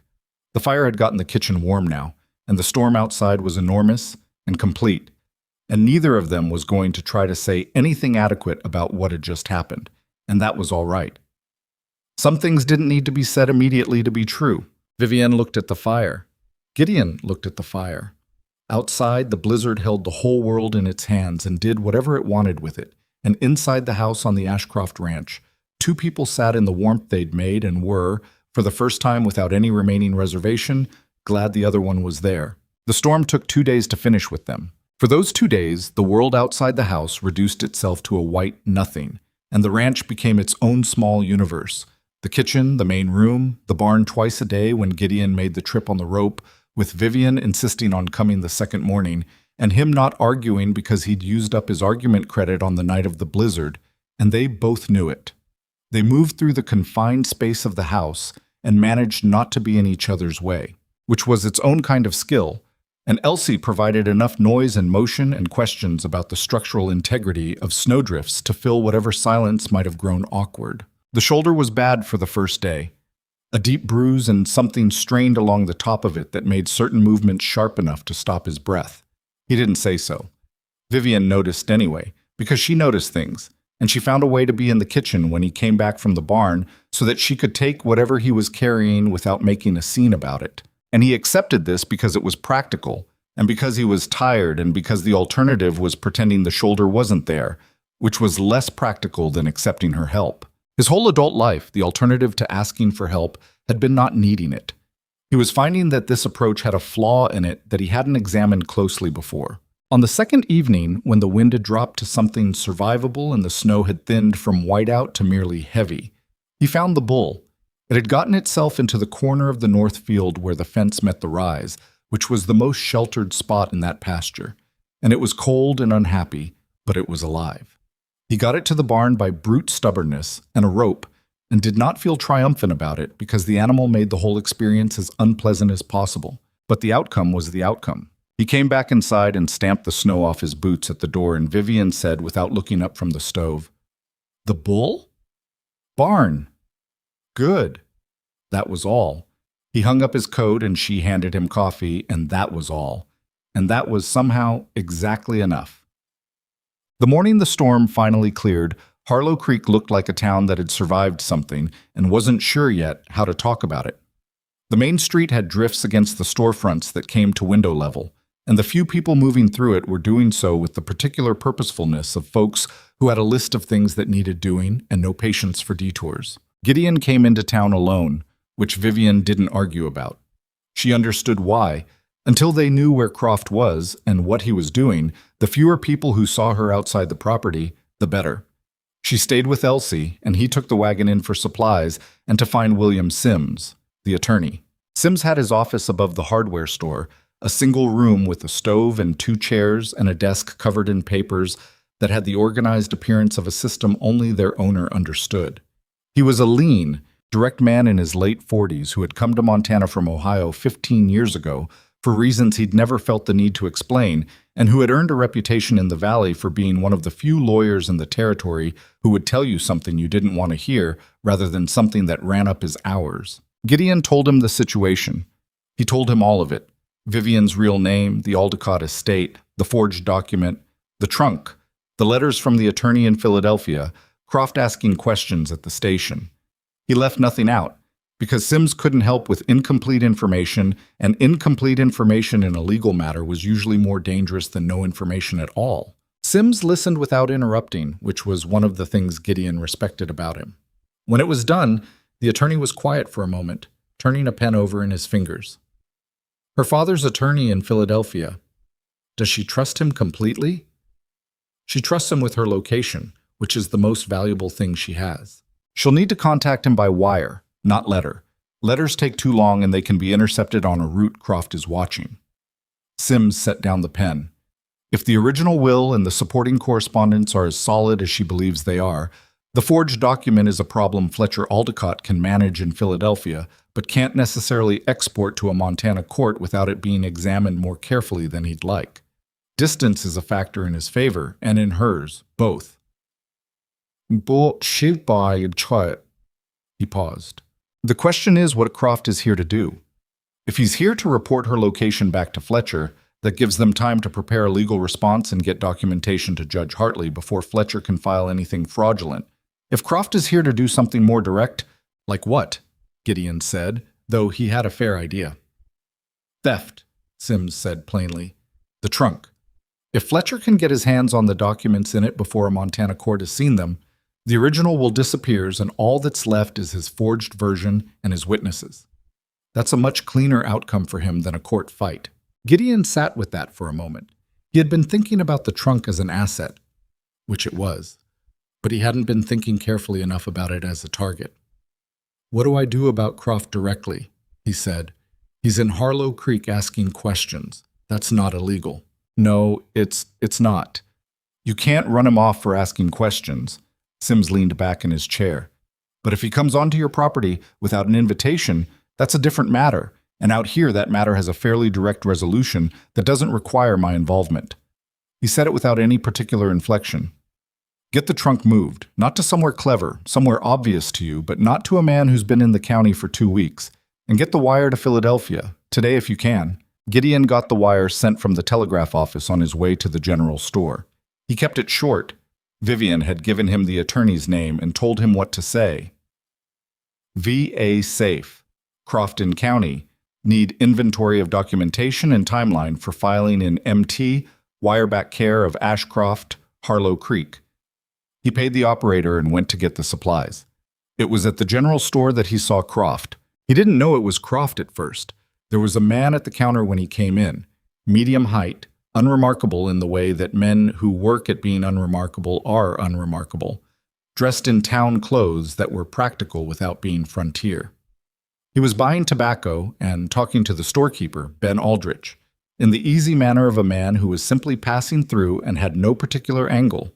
Gideon came in and nodded to Ben and took his list to the far end of the counter. The man looked at him. Just a glance, ordinary, the way you look at anyone who enters a space you're in. Gideon looked back, just as ordinary, and went to his list. He was aware of the man in his peripheral vision the way he was aware of weather, not focused on it, but tracking it. Then Ben said to the man, "You said you were asking about the Ashcroft place? That's Gideon Ashcroft right there." Gideon kept his face level and turned. The man's expression didn't change. He was good, this one. He had a good face. But he adjusted slightly, recalibrating. He put out his hand. "Mr. Ashcroft, name's Thomas Garrett. I'm passing through from Billings, and I heard you might have a parcel of land on the south side worth knowing about. I represent some interests looking to expand their cattle operation." It was smooth. It was a smooth lie, told without hesitation, with the right kind of casual confidence. Gideon shook the hand and looked at the man and read what he could. Steady eyes, the particular kind of physical stillness that meant someone in control of themselves. Hands that had work in them, but not the specific calluses of a man who'd been doing ranch work. "I don't have land for sale," Gideon said. "Didn't think you necessarily did, just wanted to ask." The man, Croft, he was sure of it, smiled easily. "The valley's beautiful country. I can see why people settle here." "It's cold country," Gideon said. "Not everyone handles that." "Oh, I don't mind the cold." The easy smile again. "I go where the work takes me." Gideon looked at him for one more moment, reading what he could, and then he turned back to his list and let Ben Aldrich fill the order, and he heard Croft say a pleasant goodbye to Ben and leave the store, and he stood at that counter with his list in his hand and thought carefully about what he'd just seen. Croft had made him. That was clear. The land sale story was the cover he'd been carrying in case he ran into Gideon directly. It was a good cover, plausible, Nothing you could call a lie to his face. He'd used it without hesitation, which meant he'd prepared it, which meant he'd known, coming into this store, that there was a reasonable chance Gideon would be here. He'd been watching the ranch, possibly for days through the storm. Gideon finished his order, loaded the wagon, and drove home with the information sitting in his chest like a stone. He told Vivian that evening after Elsie was in bed. He told it plainly, what Croft looked like, what he'd said, how he'd handled the encounter. He watched her face while he talked and saw her absorb it, and saw the specific quality of her stillness that he now recognized as her processing something she'd already half expected. "He knows where we are," she said. "He's known for a while, the station, the letters to you." He paused. "He's been gathering information. Sims thinks he might be here to get the documents, not just report your location." Her eyes went to the door of her room, where the trunk was. "We need to move it," Gideon said. "Where?" He'd thought about this on the ride home. "The root cellar. There's a section at the back behind the shelving that Dale helped me build 3 years ago. He and I are the only 2 people who know about it. We put it in because I had a run-in with some men over a land dispute and needed somewhere to keep important papers. It's dry and it's not visible even if you know the cellar exists." She was quiet for a moment. "If they get a court order, they'd have to get it from Judge Hartley in Billings, and Sims is going to send him a wire tomorrow outlining the situation from your side before Fletcher can file anything from back east. Hartley's not a perfect man, but he's a fair one, and he's cautious about out-of-territory legal claims. He'll wait and hear both sides." He looked at her. "We have a window, but we have to move the trunk tonight." Tonight. Croft won't move in the dark in unfamiliar country in December. Whatever he does it in daylight when he can see what he's dealing with. Tonight we're safer than tomorrow morning. She stood up and went to her room without another word. He heard the trunk lid open and heard her in there for a few minutes. Not packing, but going through things, the sound of papers being organized. When she came out, she had a leather satchel he hadn't seen before, thick with documents. "The most important things come with me," she said. "The rest goes in the cellar with the trunk." "Smart." He nodded. Moving the trunk in the dark was hard physical work that his shoulder protested the entire time, and Vivian pulled her share of it without being asked and without complaint, and they got it into the root cellar and behind the shelving and covered it before midnight. She organized the hidden satchel beside it with the care of someone who had been thinking about this specific moment for months. When they came back inside, she sat down at the kitchen table and put her hands flat on the surface and looked at them. "I want to tell you something," she said. He sat down. "I have money," she said. "Real money. I know you know that. I told you the value of the estate. But I want you to understand what I mean when I say it, because I want to say something else, and I need you to understand the context first." She kept her eyes on the table. "The gold certificate's in the trunk, and there are others that my father's attorney is holding in Philadelphia. They're worth, conservatively, enough to buy this ranch and everything on it 50 times over. Possibly more." She looked up. "I want to give you the ranch, clear and free. Whatever's needed to pay off any debt on it, whatever's needed to expand it, to buy the land to the south you've been looking at for 3 years, all of it. Whatever you need." He looked at her. "Before you say anything," she said, with a slight urgency, like she'd been planning the speech and needed to finish it, "I want you to know that I'm not saying it as a transaction. I'm not saying you've earned it by sheltering me. I'm saying it because—" She stopped, started again. "You gave me a place to breathe when I had run out of places. You didn't ask for the truth, you waited for it, and when I gave it to you, you didn't use it against me or decide it changed the arrangement. You—" Her voice shifted, something moving in it that she didn't quite control. "Nobody has done that for me in a very long time, maybe ever. And I want to give you something for it that's proportional to what it meant." He was quiet for a while. The fire had burned down low. Outside it was deep cold and deeply still, the way it got after a big storm, the world exhausted from the effort of it. "No," he said. She looked at him. "Gideon, I heard you. The answer is no. The money isn't—" "I know it isn't. That's not why." He looked at the fire and tried to find the right words, which was not something he was practiced at. This ranch needed someone who could be here for what this life actually is, not for what they thought it was going to be or what they hoped to make it. Someone who could learn Agnes and fix a doll and wrap a rope around their waist and walk into a blizzard because the alternative was worse. He paused. The ranch didn't need your money. I didn't need your money, and giving it to me because you're grateful makes it something it isn't. She watched him with an expression he couldn't read, and for once he held her gaze instead of looking away. What is it then? She asked, quietly.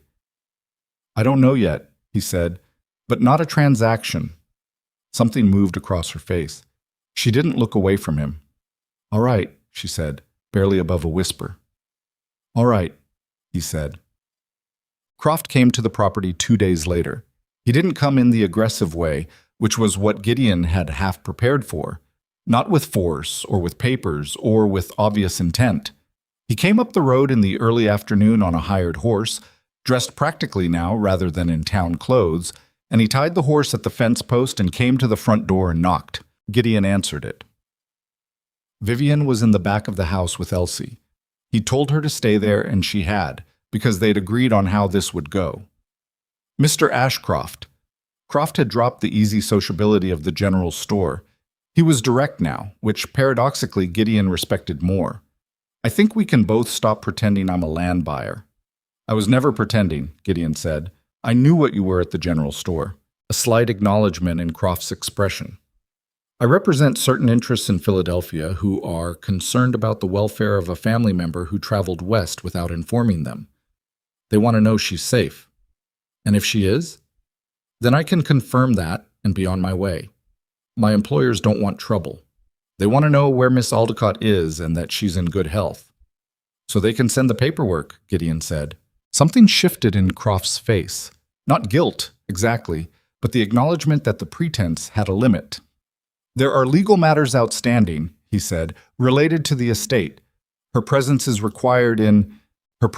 not required anywhere she doesn't choose to go, Gideon said. She's a free adult woman. She lives here. Any legal matter that concerns her can come through the court in Billings, where her attorney will answer it. If your employers have a claim they believe is valid, they're welcome to file it there and have it examined. He kept his voice even, not aggressive, just factual. Judge Hartley has already been informed of the situation. I sent the wire 2 days ago. That landed. He saw it land. The slight contraction around Croft's eyes that meant the situation had moved faster than he'd expected. My employer's attorney their attorney can contact William Sims in Harlow Creek. His office is above the hardware store. Gideon looked at Croft steadily. Is there anything else? Croft held his gaze for a moment. He was reading Gideon the way Gideon was reading him, assessing, calculating, deciding what the landscape was. She's in there, Croft said. Not quite a question. This is private property, Gideon said. You're welcome to turn your horse around. Another moment. Then Croft looked at the house. A long look, not unfriendly, a look that was doing inventory. And then he looked back at Gideon. Tell her Fletcher's patience is not unlimited, he said. Tell Fletcher that Montana has very clear laws about trespassing, Gideon said, and that the next time someone leaves a letter under my door, I'll consider it a threat and respond to it accordingly. Croft looked at him for a count of 5. Then he turned around and untied the horse and rode back down the road without hurrying, which was the move of a man who needed to demonstrate that he wasn't retreating, even when he was. Gideon stood on the porch until the horse disappeared around the tree line. Then he went inside. Vivian was in the kitchen doorway. She'd heard most of it. The door was not thick. And she was holding Elsie's hand, and her face had the specific expression of someone who has been waiting a long time to know whether something they feared was going to materialize, and has now received an answer that is not resolution, but is something, a breathing space. Is he gone? She asked. For now. Fletcher won't stop at one visit. I know. He came inside and closed the door. That's why Sims is filing with Hartley tomorrow morning. We get the documentation in front of a judge before Fletcher can get his version there, and we make it Hartley's problem. Hartley doesn't like being maneuvered, and he doesn't like men from back east who think their money extends past the Missouri River. She looked at him for a moment. You've thought about all of this very carefully. I've had time. You didn't have to. He looked back at her. I know I didn't. Elsie, who had been watching this exchange with the focused attention of a child reading the room and knowing something important is happening, but not quite knowing what, said, "Is everything all right?" Vivian looked down at her and squeezed her hand. "Yes," she said, and then, in a voice that had something certain in it that hadn't been there 2 months ago, "Yes, it is." She meant it. Gideon could tell she meant it, not as reassurance for the child, but as a real thing she had decided was true. He could see the exact moment she made that decision, let herself believe it, stopped holding the exit open in the back of her mind. He turned to hang up his coat, and he was not a man who let himself smile at things easily, but for a moment in the shadow of the coat pegs with his back to the room, he nearly did. The wire from Philadelphia came on a Thursday, 8 days after he'd sent the first one. Sims brought it out himself, which told Gideon it was significant. He arrived at the ranch in late morning, and Vivian came to the table when Gideon called her, and Sims spread his notes out and went through it. The attorney in Philadelphia, a man named Hargreave, had moved fast once he'd gotten word that Croft was in Montana. He had filed in a Philadelphia court the week before, presenting the original will and the correspondence as evidence against the forged document. 2 of Harlan Aldicott's witnesses had already been interviewed, and one of them had provided information suggesting the document had been signed under circumstances that were, in Hargreaves' words, legally indefensible. Harlan had retained his own counsel, but the case, as of the wire's sending date, was not going the direction Fletcher had expected. More importantly, for immediate purposes, Hargreave had also filed a preemptive notice with the Montana Territorial Court System, through Billings, that established Vivian's legal standing and contested any claim an out-of-territory party might attempt to file against her or her property. Judge Hartley had received it. Sims had spoken with Hartley's clerk that morning. "Hartley will not accept any claim against Miss Aldicott or her assets in this jurisdiction without a full hearing," Sims said. "Given the existing filing from Philadelphia, any attempt by the Aldicott family to seize documents or compel her return would require going through his court, and he's not inclined to expedite that process for out-of-state interests." He looked at Vivian over his notes. "In plain language, they can't grab the trunk. They can't force you home. Whatever they try legally has to go through a judge who already knows the situation from your side." Vivian had been still through all of this in the way she went still for important things. Now she asked, "How long before the Philadelphia case resolves?" "Hargreave thinks 6 months, possibly less if the second witness cooperates the way the first one did." Sims paused. "Fletcher may try to delay. He has reasons to delay. But the longer it goes, the more clearly the forged document is going to be examined, and I don't think that examination favors him." She nodded. She looked at her hands on the table. "You're not in the clear," Sims said, with the honesty that made him worth what he charged. "There will still be maneuvers. Fletcher isn't a man who accepts a situation when he can still fight it. But you're in a defensible position. That's different from where you were 2 months ago." After Sims left, they sat at the kitchen table, Gideon and Vivian, in the quiet of a house where Elsie was napping and the fire was good and the world outside was frozen and white and entirely still. "2 months ago," Vivian said, eventually. She said it like she was measuring the distance. "I sat in a train car with that trunk in the luggage car and a false name, and I tried to figure out what I was willing to do." She looked at the table. "I thought I was willing to disappear, to be someone else entirely, to give up on the person I'd been, and just become whatever this was going to require." He listened. "I didn't," she said. "Give it up. I'm not sure when that happened, somewhere between the firewood and the blizzard, I think." He looked at her across the table. The light in the kitchen was the particular gray-white of December in Montana, flat and honest, and in it she looked like exactly what she was, tired and real, and nothing like the woman he'd watched descend from that train, or rather like a version of that woman that had shed everything unnecessary. "The trunk," he said. "What happens to it? After?" She thought about it. "I don't know. When the estate is settled," she stopped. "Hargreave thinks there's a possibility of a settlement with Harlan. He doesn't want a public fight any more than I do. If we can find an arrangement that gives him some face while keeping the core of what my father intended." She paused. "I might not need the trunk the way I've needed it. The documents might go to lawyers and courts and safe deposit boxes." She looked toward the root cellar. And then it's just a very heavy piece of furniture. I was thinking, he said, it might make a good bench.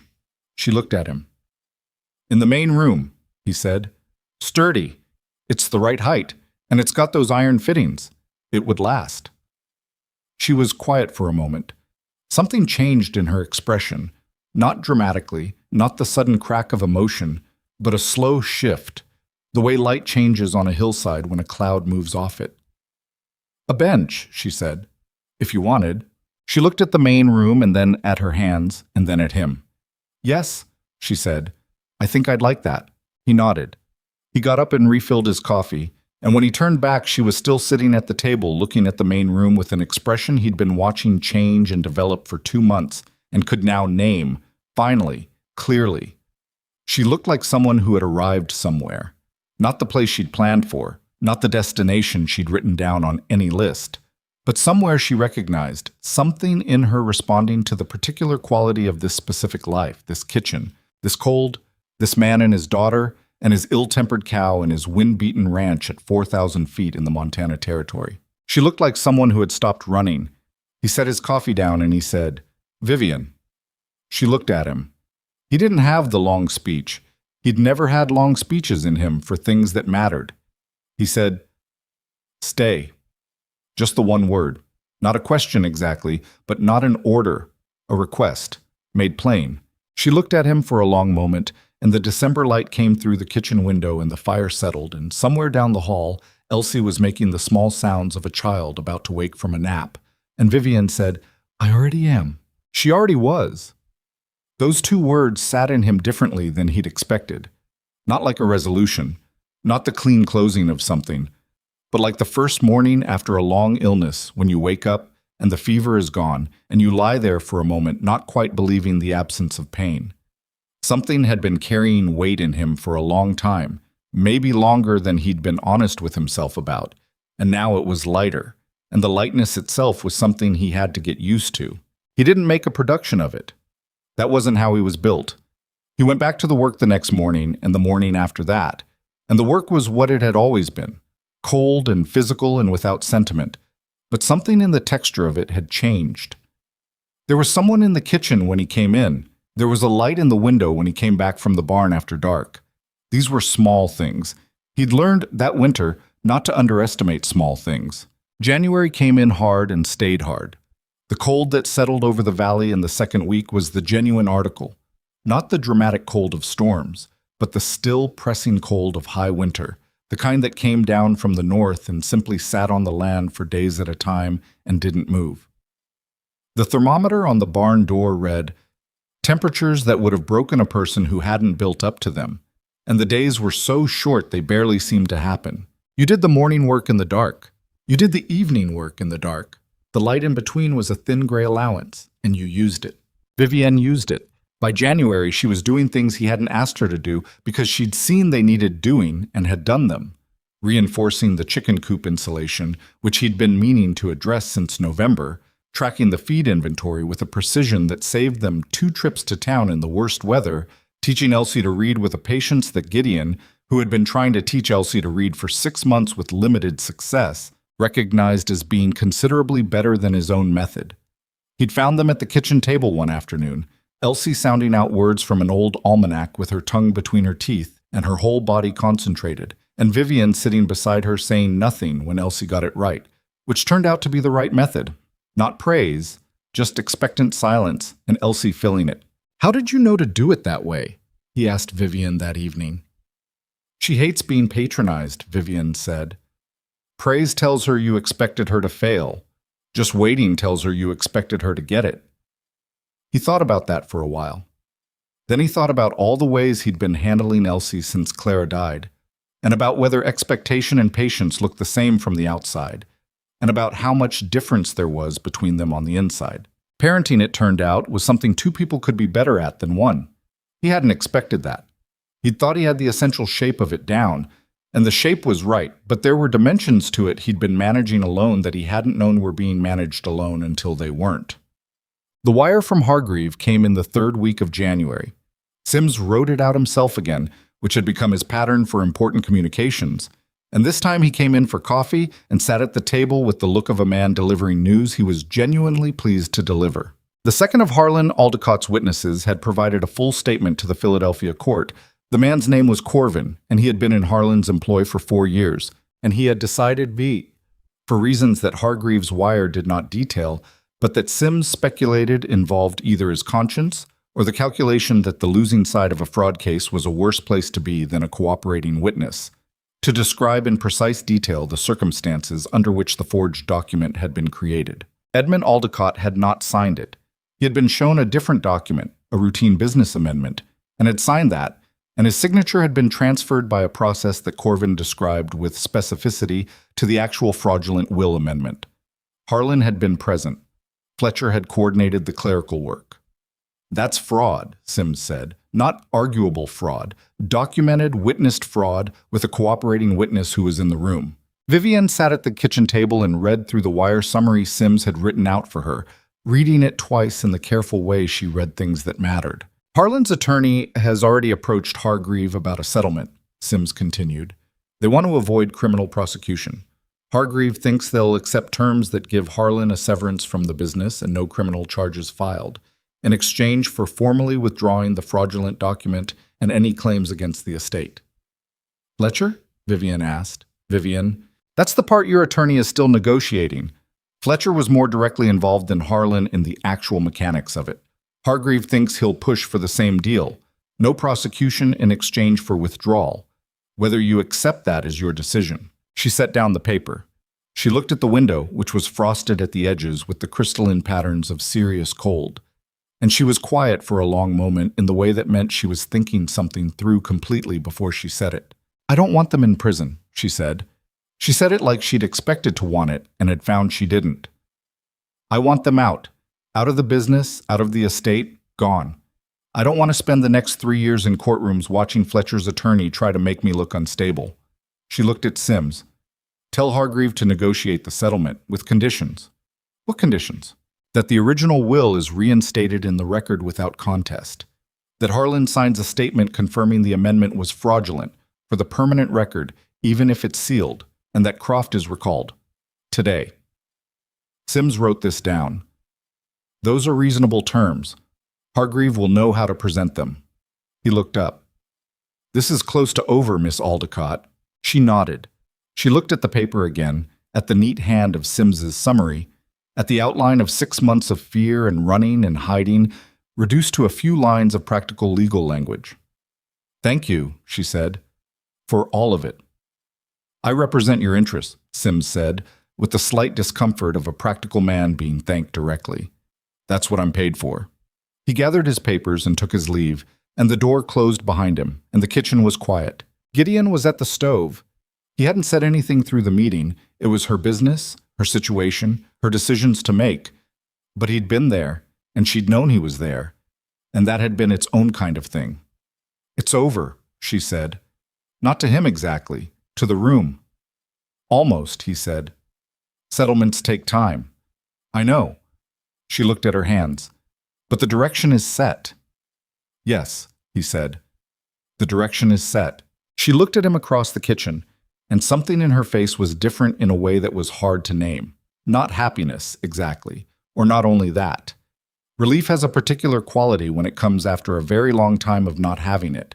When the body has been braced for so long, it has forgotten what it felt like not to be braced, and the letting go is almost disorienting. She looked like that. Like someone carefully putting down something heavy and not entirely sure yet how to stand up straight without it. He crossed the kitchen and stood in front of her and put his hands on her shoulders, not pulling her toward him, just his hands there. And she looked at him, and he looked at her. And neither of them said anything because they had both, separately and together, run out of words for what this moment was. Then Elsie came in from the hall in her socks, wanting to know what was for supper, and the moment became a different kind of moment, which was the way of things in a house with a 5-year-old in it, and that was all right too. They married in March. He'd asked her in February, which was not a romantic setting. They were in the barn. He was checking the mare's strained leg, which had been healing slowly and badly from the blizzard fall, and Vivian was handing him things, and the conversation had wandered through several topics before he'd said, without a great deal of preamble, I think we should get married." She had been handing him a cloth, and she stopped in the middle of the handoff. "Because of the legal situation?" "No," he said. "The legal situation is handled." He looked at the leg and not at her. "Because of the other one." "What other one?" He looked at her then. "The one where I can't imagine this place without you in it anymore, and I'm not interested in trying." She held the cloth. She was quiet for a moment in the way she was quiet when she was deciding something real. "That's not very romantic," she said. "No," he said. "It isn't." She held the cloth a moment longer. Then she set it on the stall door and said, "Yes, all right, yes." So it was that kind of proposal, and it suited them both. And in March, when the snow was still on the ground but had gone gray and heavy at the edges, in the way that meant it was thinking about leaving, they stood on the porch of the Ashcroft Ranch with Judge Hartley, who had ridden out from Billings for the occasion, and Sims as witness, and the Hollings, Dale looking awkward in his good coat, and Marta with the particular expression of a woman who had been wrong about something and was making peace with it, and they said the words. Elsie stood beside Vivian for the ceremony, holding her hand, and when it was done, she looked up at Vivian with a deliberateness that meant she'd been thinking about what she wanted to say and had finally decided to say it. "Can I call you Mom?" she asked. Vivian looked down at her. The March wind moved across the porch, and the mountains were white against the cold blue sky, and everything was exactly as imperfect and difficult and real as it had been all winter. "Yes," Vivian said. "You can." She said it clearly, without hesitation, and it was not a simple word in her mouth. It had weight in it, the weight of everything that word asked of a person, the permanence of it, the daily and difficult reality of it. She knew what it meant. She said it anyway.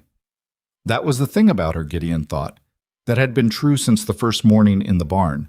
She didn't say things she didn't mean, and she didn't flinch from things that meant something large. Marta Hollings cried, which surprised everyone, including Marta. Samt. The settlement with Harlan Aldecott was finalized in April. Hargreaves sent the documents with a note that was professional and brief but contained at the very end a single line that said, "Your father would have been pleased." Vivian read that line and set the letter down and went outside for a while. And when she came back and her eyes were dry, and she didn't speak of it, and Gideon didn't ask, because some things a person needed to carry by themselves, and the job of the people who loved them was to be there when they came back in. Croft had left Harlow Creek the week after Sims's terms were delivered to Philadelphia.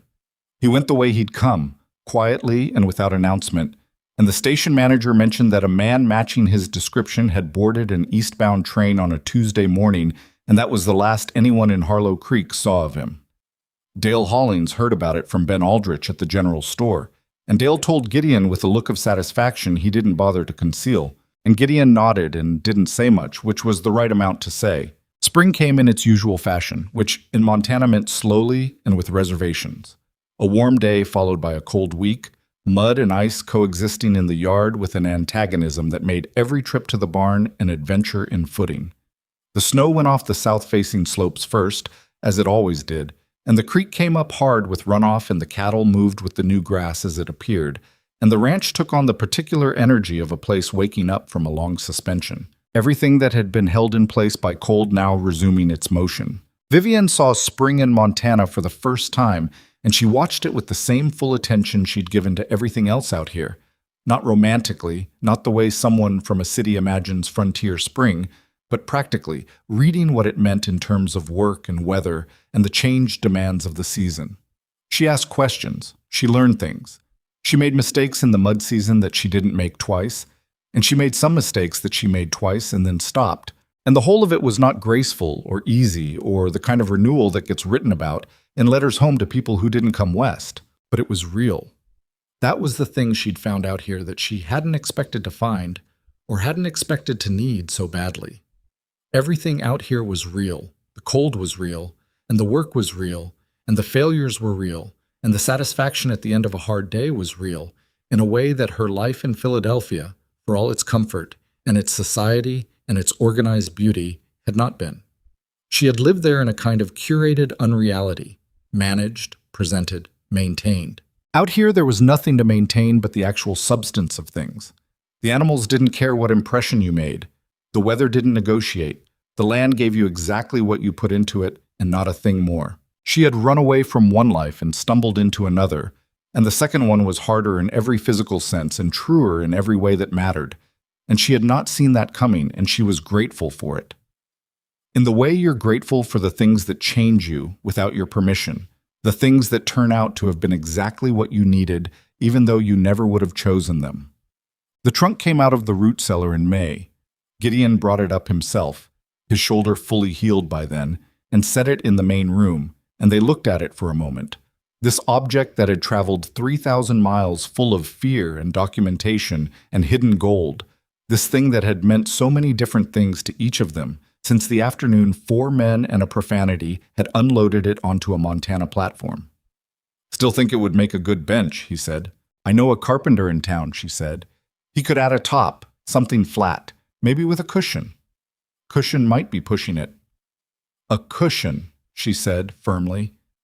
He looked at her. She looked back with the expression that had replaced the composed mask, something warmer and more specific, the expression of a woman who was entirely aware of what she wanted and was not the least bit apologetic about it. "Fine," he said. "A cushion." The carpenter came the following week and worked the iron-bound trunk into a bench with a fitted lid that opened for storage and a cushion covered in dark wool that Vivian had chosen from what was available at the general store, which was not much, but was something. It sat in the main room against the wall below the window, and Elsie immediately claimed it as her preferred reading spot, and it fit there as though it had always been there, which Gideon supposed, in the way that mattered, it had. He thought sometimes about what it held. The framework of it, the iron and the dark wood and the weight of it, still spoke of the thing it had been, the locked container, the hidden life. But the lid opened easily now. There was nothing inside that needed to be hidden.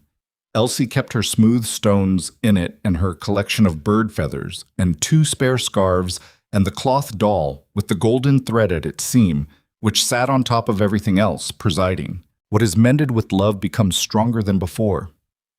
He had heard Vivian say that to Elsie one November night with a snow-covered ranch outside and a fear she was carrying the weight of alone. And he had stood in his kitchen and not known yet what to make of the woman in his house. He knew now. He knew the full inventory of her, the stubbornness and the competence, and the particular pride that made her go back to Agnes the cow after being kicked rather than retreat, the way she cried quietly and went outside rather than making anyone witness it, the laugh she had that she didn't deploy often, but that when it came was completely unguarded, the way she looked at Elsie when Elsie wasn't looking, the way she had walked into a whiteout blizzard with a rope around her waist for a man she had known for 6 weeks. He knew her the way you knew someone you had survived something with. That was its own kind of knowing, different from the knowing that came from time or proximity or all the ordinary accumulations of a shared life. It was the knowing that came from having seen a person at the exact moment when there was no more pretense possible, when everything they were was right there on the surface, either sufficient for what was needed or not. She had been sufficient. She had been more than sufficient. He was aware, in the way that honest people are aware of the gap between what they planned and what they got, that his letter to the Hartwell Matrimonial Agency had asked for a practical woman capable of surviving brutal winters. He had been practical about it, or thought he had been, putting down what was needed, omitting what seemed irrelevant, approaching the whole enterprise as a problem in logistics. He had gotten something else entirely, not something worse, something larger than what he'd asked for, or more precisely, something that answered questions he hadn't known he was asking. A person who had sat across from him at a kitchen table in December and told him the truth and asked for nothing, who had stayed when she could have gone, who had turned an iron-bound trunk full of fear into a bench where his daughter kept her stones and her feathers and her repaired doll with the golden seam. He didn't believe in luck. He believed in work and weather and the mathematics of preparation. But standing in the doorway of the main room on a May evening with the light coming through the window and falling across the bench and across Elsie with her book and across his wife's dark head bent over the mending she'd brought in from outside, he thought there might be a third category, the things that happened to you that you could not have planned for, that arrived on their own terms and didn't ask your permission, and that turned out to be the things that made the rest of it make sense. The frontier still had everything it had always had. The winter would come back, harder than this one or easier, there was no way to know. There would be bad seasons and sick cattle and fences down in the mud and money short and the thousand specific difficulties of a life at altitude in a country that had no interest in being comfortable. He knew all of that. He'd always known it. The difference was he'd face it with someone who had already proven what she was when things got bad. That was not nothing. That was in fact the only thing that had ever mattered. Vivian looked up from her mending and found him in the doorway, and looked at him in the particular way she had now, the way without any of the old guarding in it, and she said, "You're letting the evening air in." "Sorry," he said. He came inside and closed the door. He sat down in his chair. She went back to the mending. Elsie turned a page. Outside, the mountains held the last of the day's light on their high white faces, and then let it go. And the ranch went dark the way it always had, and always would, and the people inside it stayed warm.